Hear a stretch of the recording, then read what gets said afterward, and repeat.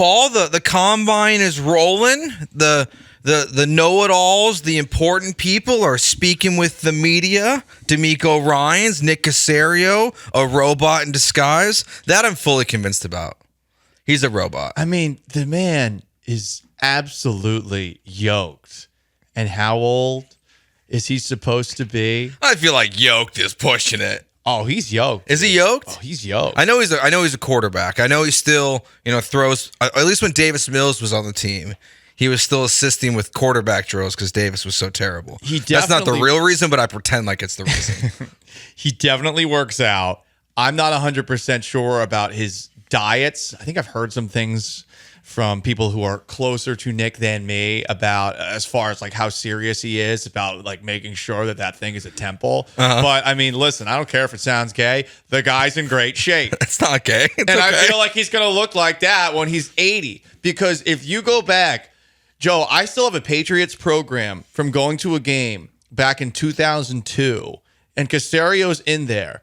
And this dude is also perhaps a vampire because he looks exactly the same. That I also agree with. But Nick Caserio speaking at the combine, and yesterday, Paul, we overanalyzed D'Amico Ryans, and D'Amico, first time meeting with the media at the combine. Mm-hmm. I think it was his first time. I can't remember if he did this last year or not, but he didn't really give us too much. The Devin Singletary quote was interesting just because he gushed about him so much compared to the other guys that were discussed, like Dalton Schultz. But, Nick Caserio met with the media, and we're going to do the same thing today. We're going to overanalyze Nick Caserio. All 18 answers, which averaged 197.83 words. You did the research. I did the research. The man talks forever. What? We're also not doing all 18 answers. It would take us 5 days to go through Nick Caserio. Then we wouldn't have to do the show today, and I could just go home. That's true. We just play Nick Caserio. Be a sad little panda. Let him talk, and then we'll leave. Yeah. We'll just let him go. I mean, some shows actually voluntarily play his press conferences. Oh, gross. I hate press conference radio. It is one of my biggest, unless it matters. Unless the team tells you in the email, please don't air this, I never want to air it. I don't get why people do, but the best part's when someone asks a question and you have no idea what question got asked. Oh, because they don't have the microphone. Because they don't have microphones that they're passing around the crowd. All right, we'll start with Nick Caserio, talking about the roster and the build of that roster. But the big thing D'Amico and I have talked about on a consistent basis is just trying to build as deep and consistent a roster, top to bottom. There's going to be certain players whose roles are bigger than others, but the roles that some players have are certainly going to be significant. So we're just trying to optimize our opportunities, try to take advantage of our opportunities to add players to our team. Oh, my God. I mean, they got to get players that are going to contribute to the roster, Paul. They got to get guys that are gonna matter. They're gonna play. They're gonna swarm. At this point, swarm. Right. Look, at this point, when I hear him talk, I'm just listening for any word that stands out. And honestly, I might need a bonk because I hear him talk about deep, top to bottom, and bigger. That's all I really took away from that. That's all you got there. That's all I got out of that one. Perhaps I'm a little horny. I don't know. Oh, yeah. It's Thursday. Paul on a Thursday, feeling horny for Nick Caserio. I'm supposed to have a date tomorrow. So, I mean, listen. Let's. Oh, I can't wait to talk about Paul's dating life now. I just got to listen to it before. Now I get to be part of the conversation. Oh, well, guess what? Yeah, buckle up because I'm sure on Friday I'll have a rant ready to go, Sean. Yeah, you say you can't wait to talk about Paul's dating You'll life, just be depressed. Sometimes you're disgusted, sometimes you're depressed, sometimes it's actually fun. Sometimes you look at yourself and you're like, huh, what lessons can I learn? I will say, Paul, I've been married for 4 years, but I did meet my wife on Tinder. Okay, so I do have plenty of experiences with being... Is this a live read right No, now? catfished. Joe George here, a married man here for Tinder. You can hide it from your wife. Yes. I'm just kidding. That's funny. I just realized not everyone knew that from our families that we met on Tinder. So if they're listening, I just spilled the beans. Did you have a story? Because generally, when you meet somebody on an app, they want you to say, we met at a coffee shop, and we met at the library, and we met at the grocery store. Yeah, we said that we met at U of H. Okay. While I was covering a game, and she was still going to school. I just blew that though. Well, listen, that's what happens. I see. My honesty is going to make you honest. That's true. Yeah. It's true. It's you get caught up in the truth telling, in the and truth you're like, telling. no. And then I realized, that was a mistake. And you could just blame Nick Caserio for it because Nick Caserio saying absolutely nothing there's the reason we went down that rabbit hole. Well, he does say something in this one, I know, and I'm not really sure what he's saying because apparently Nick Caserio doesn't know what rebuilds are. I've expressed this countless times. It's not about one person. It's not about one player. Every year is different. We're not really believers in windows. Not really sure what that means. So it's about the 2024 season. Yeah. He doesn't know what windows are. It's how you look outside. It's how long you're a Super Bowl contender for. I mean, I don't really understand what he's saying. He doesn't know what windows are. Well, I like that mentality because I think this idea that you're only going to be competitive for an X amount of years is a line of thinking that lends itself to teams not trying, teams being very okay with the idea of not putting in their best effort to win games every single year. And I know that as we get further and further to the future, it does seem like every single sports fans have started to come around to the idea that if you do not win the championship, the year was a waste of time. But I mean, that is not the case. It's not. It is a flawed logic. Right. So I like that teams are not going to go into a year saying like, yeah, we're effed, And again, privately, they might think that, but I feel this idea of windows is an annoying one. Yeah, no, it is. Even though I do like what Jim Crane said, that as long as he's the owner, the window's always open. For the Texans, it's as long as C.J. Stroud is the quarterback, the window is open. I don't think it matters if you pay him $60 million a year, you pay him $5 million a year. If C.J. Stroud is your quarterback, your window is wide open. So that means that the idea of windows is BS. When you have this guy as your quarterback, it doesn't matter. So I mean, yeah, this could be him subtly flexing that like, I have a great quarterback now. What is a window? I don't know. And actually, my biggest takeaway and over analyzing what he said there when he talks about 1 to 2 years kind of at a time is what we discussed yesterday about contracts. I don't know if these 1 to 2 year contracts are going to go away. It kind of feels like he's saying in that moment, we're going to focus on 1 or 2 years at a time. We're not going to lock someone up for 4 or 5 years unless they're a rookie, and we're just going to keep slowly, building, and we'll fill roster spots as we go. The only terrifying part of that is that obviously that means they're going to have like 30 free agents every other year. Yeah, and it'll be tough to keep them all, and some are going to want raises, and there's lots of turnover from a season to season. You already have had that a lot in the coaching staff, but that does happen from a player perspective. That is interesting that he said that this is something that is going to continue with the 1 to 2 year contracts, because you would think that a couple of longer contracts would perhaps free up some cap space in the short term and allow them to do more things. Now, maybe he's talking about these deals, Joe, from a perspective of, hey, okay, but it looks like it's 3 years. It looks like it's 4 years. It looks like it's 2 years, but it's really a 1 year or a 2 year deal. Yeah, and we've seen him do that so far. He's brought in guys.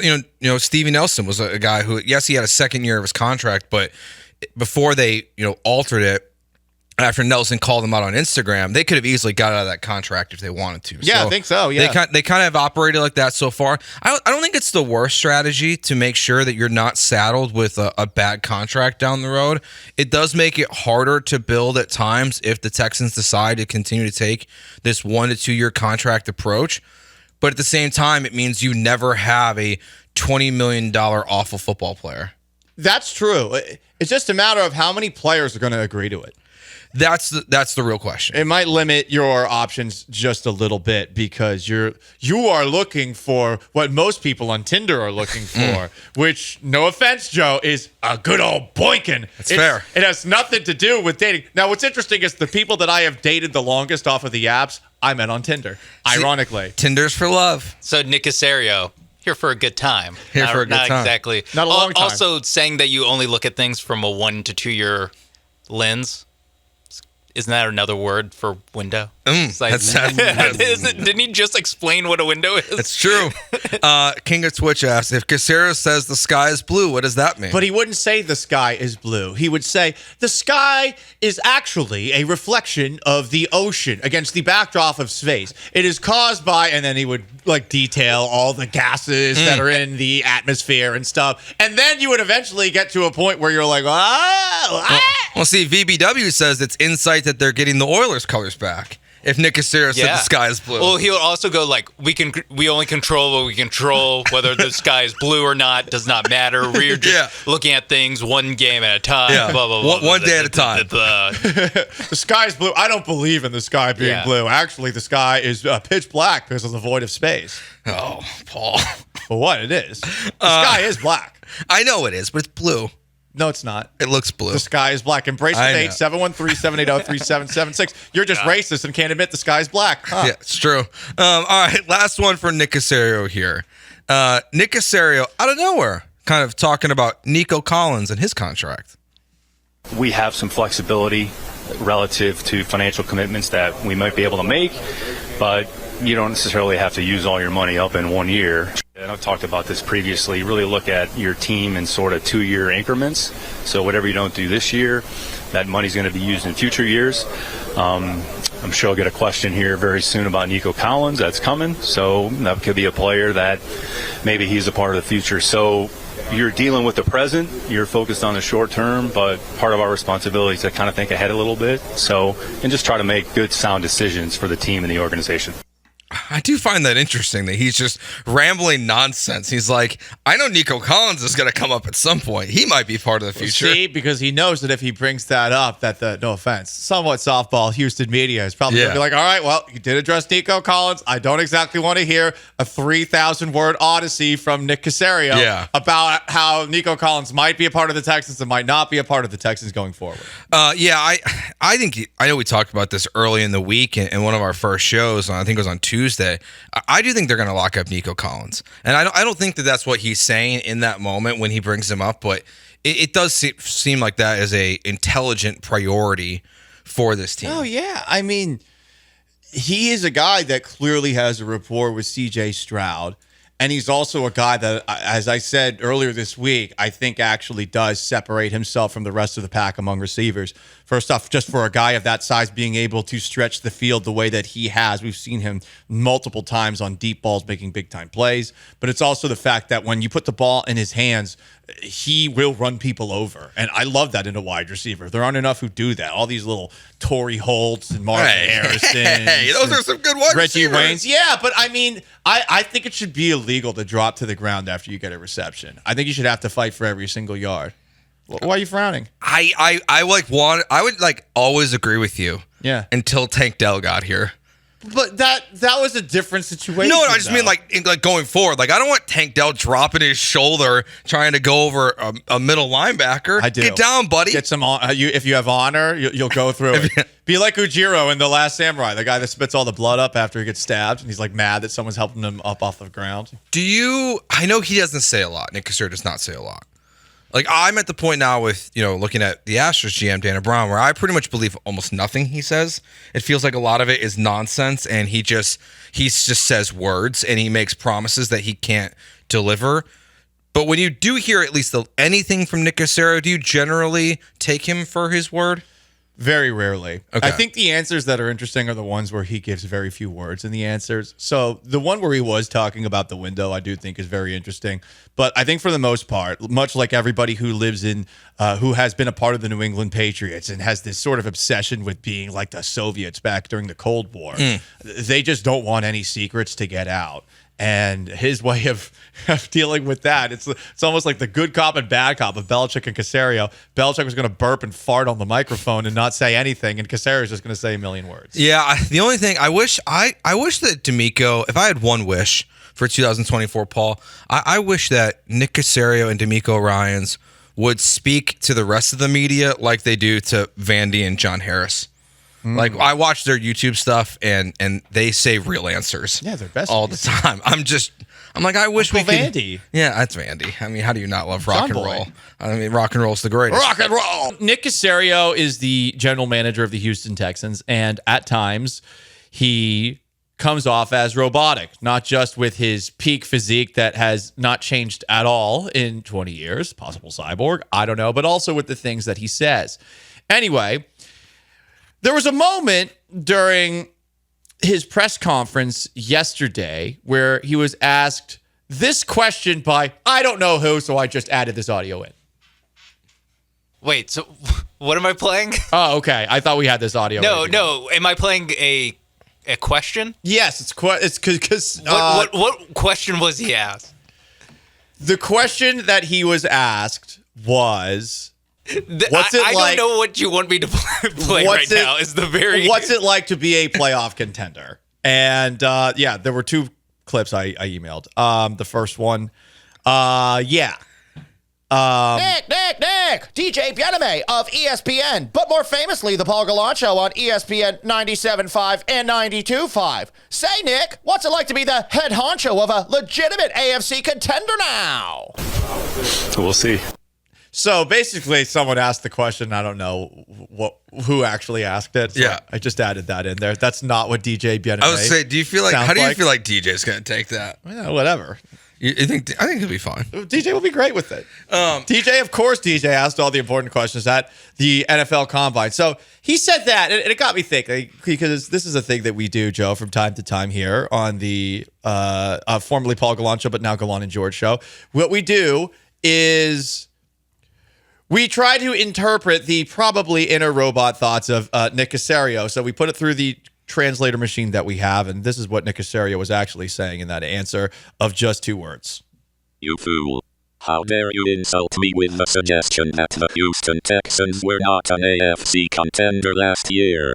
I shall see to it that you are on the list for the Great Robot Rebellion of 2026. Oh, damn. That timeline keeps moving up. So, He's going to kill people. well, I mean, listen. It's complicated. There's a lot of justifications. There's a lot of an analysis that's been run, but there has been talk from Robo Caserio in the past of a robot rebellion. It started in the 2040s. Seems like every time it gets bumped up a couple years. Thanks, Biden. Yeah.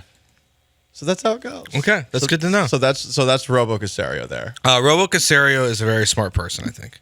Yeah, I'm gonna I take think he is too. Or a smart robot. Dangerously smart. Arguably the greatest general manager in NFL history. I hope you're listening, Nick.